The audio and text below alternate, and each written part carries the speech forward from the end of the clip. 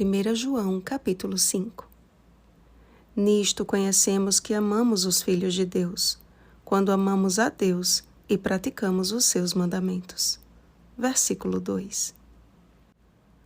Estamos vivendo nos últimos dias do grande conflito e, como última Igreja de Cristo, somos chamados para fazer parte do seu remanescente, os que guardam os mandamentos de Deus e a fé em Jesus.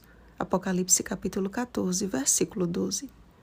Porque este é o amor de Deus, que guardemos os seus mandamentos. Ora, os seus mandamentos não são penosos. E a vitória que vence o mundo é a nossa fé em Jesus, pois ele mesmo venceu o mundo. João capítulo 16, versículo 33. O batismo de Jesus, representado pela água, e a sua morte, representada pelo sangue, significam a confirmação da nova aliança entre Deus e seu povo. Todo aquele que deseja seguir o exemplo do Mestre e ser batizado, seguindo a sua ordem, encontrará resistência como ele mesmo encontrou. E a menos que esteja munido da armadura de Deus, Efésios capítulo 6, versículo 10, revelará uma fé frágil que sucumbirá à primeira prova. Assim como o Pai, a Palavra que é Cristo e o Espírito Santo são um, fomos chamados a sermos um com o Senhor, como suas testemunhas na terra. Gosto de pensar que o Espírito, a água e o sangue representam as três atuações de Deus na vida do cristão. O sangue, quando aceitamos a Cristo como Senhor e Salvador de nossa vida. A água, com o batismo, o lavar regenerador de Deus no coração e início da carreira cristã. O Espírito, que nos guia a toda a verdade, nos convence do pecado, da justiça e do juízo, levando-nos a uma vida de santificação em Cristo Jesus. João capítulo 16, versículos 8 ao 13. Estes três são unânimes num só propósito, o propósito de preparar um povo para reencontrar o seu Deus. Todo aquele, pois, que nisto crê, tem em si o testemunho. E o testemunho é este, que Deus nos deu a vida eterna e esta vida está no seu Filho. Portanto, se temos o Filho, temos a vida. Se, porém, não temos o Filho, não temos a vida. Quando o apóstolo Paulo declarou: Logo, já não sou eu quem vive, mas Cristo vive em mim. Gálatas capítulo 2, versículo 20. Ele não declarou ter alcançado o estágio final da perfeição, mas a sua entrega, unida à constante obra do Espírito Santo, inculcava em sua mente a fé firme na fiel promessa. E eis que estou convosco todos os dias, até a consumação do século. Mateus capítulo 28, versículo 20.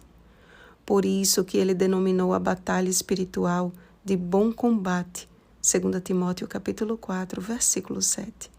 Porque todo aquele que é nascido de Deus e não vive pecando, tem como seu fiel guarda Jesus, o Senhor dos exércitos, e o maligno não lhe toca. A oração intercessora terá um papel decisivo nesses últimos dias. Quando um servo ou uma serva de Deus ergue suas súplicas altruístas e empenha-se diariamente a abençoar seus irmãos através de suas orações, sua própria vida recebe um novo fôlego. O Espírito Santo imprime em sua mente o verdadeiro senso de missão e derrama em seu coração o amor de Deus em generosas porções. Não podemos desistir daqueles que Cristo adquiriu com seu precioso sangue. O pecado para a morte é aquele em que o pecador se recusa a ouvir a voz de Deus e repele o Espírito Santo de sua vida. Aquele que sonda os corações e conhece as intenções, nos chama a fazer parte de seu grande exército, com toda a oração e súplica, orando em todo o tempo no Espírito, e para isto, vigiando com toda perseverança e súplica por todos os santos. Efésios capítulo 6, versículo 18. Se sabemos que somos de Deus e que o mundo inteiro jaz no maligno, tanto mais precisamos nos firmar nas verdades eternas e perseverar em uma vida de oração. Certamente, somos alvo das orações de alguém ou de alguns, assim como podemos ser instrumentos de Deus para conduzir pessoas a Cristo por este ministério tão grandioso. O silêncio do suplicante diante dos homens é transformado pelo Espírito em gemidos inexprimíveis diante do trono de Deus. Romanos capítulo 8, versículo 26. Façamos uso deste recurso tão grandioso em benefícios. Só a eternidade revelará o seu real alcance. Imitemos o sublime exemplo. Tendo se levantado alta madrugada, saiu, foi para um lugar deserto e ali orava. Marcos capítulo 1, versículo 35. Jesus Cristo, este é o verdadeiro Deus e a vida eterna. Sigamos, pois, os seus passos.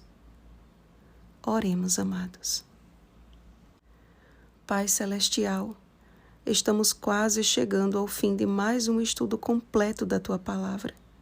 E quão insondáveis são os Teus pensamentos, quão vasta a Tua sabedoria. Não podemos alcançar o real entendimento das Tuas Escrituras se o Teu Espírito não for o nosso instrutor.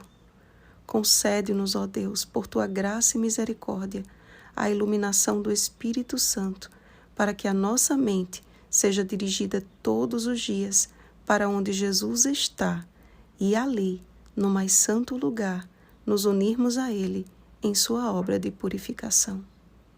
Em nome de Jesus. Amém. Vigiemos e oremos. Um feliz sábado, exército de oração. Oremos pelo batismo do Espírito Santo. Oremos uns pelos outros. Rosana Garcia Barros.